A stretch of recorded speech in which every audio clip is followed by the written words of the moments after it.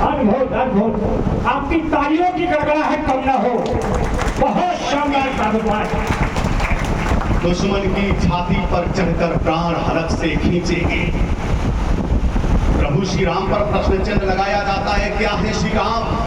कुछ लोग श्री राम के होने का, हमारे भैया ने बहुत अच्छा, रितेश तुमने बहुत अच्छा काव्यवाद किया, और प्रभु श्री राम के लिए मैं तुम्हारे मस्तक पर तिलक करते हुए पंक्तियां निवेदन करता हूं।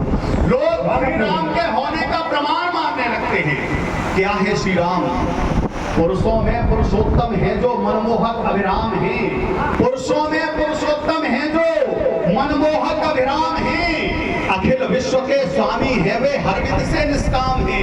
पुरुषों में पुरुषोत्तम है जो मनमोहक अभिराम है। अखिल विश्व के स्वामी है जो हर विधि से निष्काम है। सत्यम शिवम सुंदरम है वे, नारायण सर्वोत्तम है। सत्यम शिवम सुंदरम है वे, नारायण सर्वोत्तम है। रमे हुए हैं जो घट घट में दशरथ नंदन राम है। रमे हुए हैं जो घट घट में दशरथ नंदन राम है। और क्या है श्री राम? राम जी हमारे गर्व गौरव समान मान। राम जी हमारे गर्व गौरव समान मान। राम जी हमारे गर्व गौरव समान मान। राष्ट्र की पुनीत पुण्य रीत के प्रमाण है। राम जी हमारे गर्व गौरव समान मान। राष्ट्र की पुनीत पुण्य रीत के प्रमाण हैं। नीति में निपुण गुणवान और ज्ञानवान, साधना के ध्यान राम राम दीप्यमान है। नीति में निपुण गुणवान और ज्ञानवान, साधना के ध्यान राम राम दीप्यमान है। मांगते प्रमाण मेरे राम जी का जो अधम, राम जी सृष्टि के अरे कण कण विद्यमान है। भारती की भूमि को किया है स्वर्ग के समान। हिंद के निवासियों के राम स्वाभिमान। 5 अगस्त का दिन था साहब, प्रभु श्री राम के मंदिर का शिलान्यास हुआ। नीम की पहली ईंट रखी गई। और मेरा मानना है दादा, कहां तक जा सकती है एक कवि की कल्पना। मेरा मानना है कि समस्त कायनात उनके स्वागत के लिए आई होगी, और किस किस ने किस किस तरीके से स्वागत किया होगा मैं पढ़ने का प्रयास करता हूं।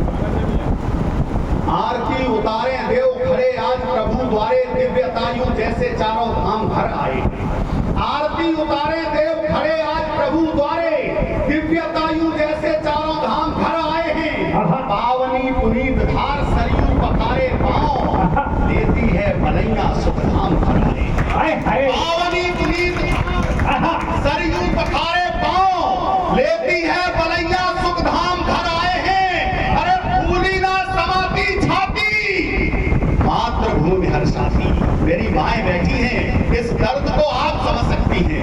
एक बेटा जब आपसे दूर हो जाता है और वर्षों सदियों तक दूर रहता है, तो उसके दूर जाने का दर्द क्या होता है।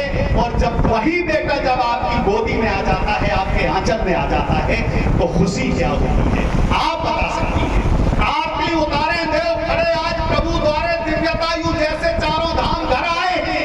पावनी पुनीत धार सरयू पखारे पांव, लेती है बलैया सुख धाम घर आए हैं। और भूली ना समाती छाती, मातृभूमि हर्षाती, गोद के खिलैया अभिराम घर आए हैं। सदियों की पीर भरी अखियां बहाती नीर, युगों युगों बाद मेरे राम घर आए।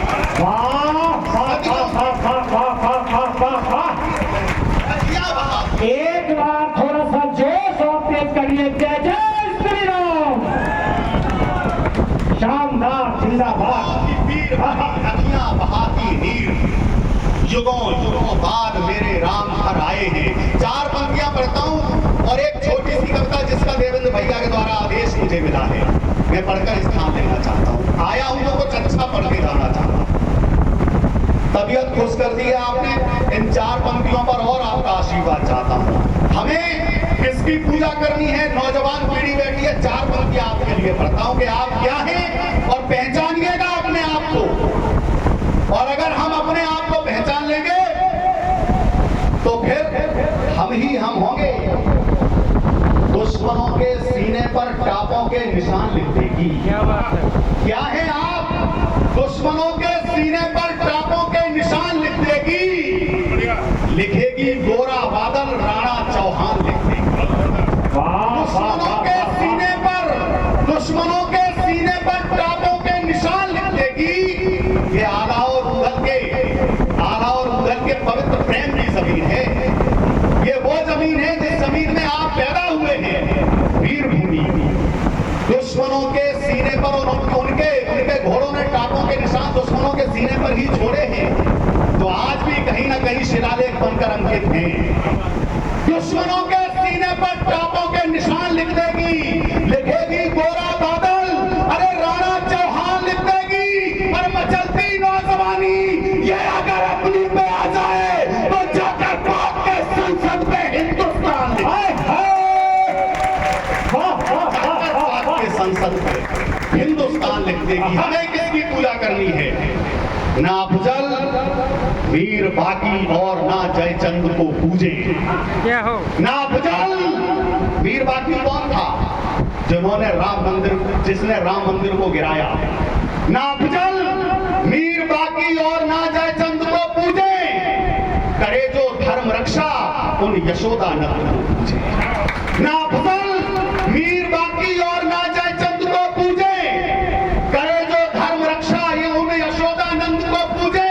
और रखा सम्मान भारत का, शिकागो पे खिला डाला जो गौरव भारती का उन विवेकानंद, जो गौरव भारती का। एक छोटी सी कविता पढ़ता हूं, आप उस कविता को सुनने के लायक हो गए।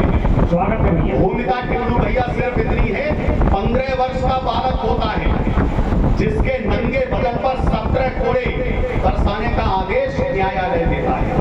उस बालक का गुनाह सिर्फ ये होता है कि उसने अपना नाम न्यायालय को आजाद बता दिया और निवास स्थान जेल खाना बता दिया। न्यायालय के द्वारा उस बालक को 17 कोड़ों की सजा दी गई। 17 कोड़े कब बरसाए जाएंगे? भरा न्यायालय उस बालक का नंगा बदन और 17 कोड़े बरसाए जाएंगे। मां ने कहा, बेटा मुझे तेरी शादी करनी है। तू जिस राह पर चल पड़ा है उस पर सिर्फ और सिर्फ कांटे मिलेंगे, कठिनाइयां मिलेंगी। लेकिन उस बालक ने कहा, मां तुझे मेरी शादी करनी है, मत कर। मैं तो दुल्हन लेने के लिए इस राह पर कूद पड़ा और मेरी दुल्हन का नाम है आजादी। मैं तेरे लिए भी दुल्हन लाऊंगा और भारत माता के लिए भी दुल्हन लेकर आऊंगा। वो 15 वर्ष का बालक पंडित चंद्रशेखर आजाद तिवारी खानदान का चिराग है। तिवारी खानदान का ही नहीं, वो पूरे हिंदुस्तान का चिराग है, जिसने जब अपना बलिदान दिया तब मनोज चौहान यहां पर खड़े होकर कविता सुना रहा है और आप सब यहां बैठकर कविता सुन रहे हैं। आजाद भारत में पैदा होने का जो गर्व उसने हमें दिया, 15 वर्ष के पंडित चंद्रशेखर आजाद आजादी के युद्ध में गए, यहां से कविता शुरू होती है। कहीं पर अगर लगे कि पंडित जी का सम्मान आपके हृदय में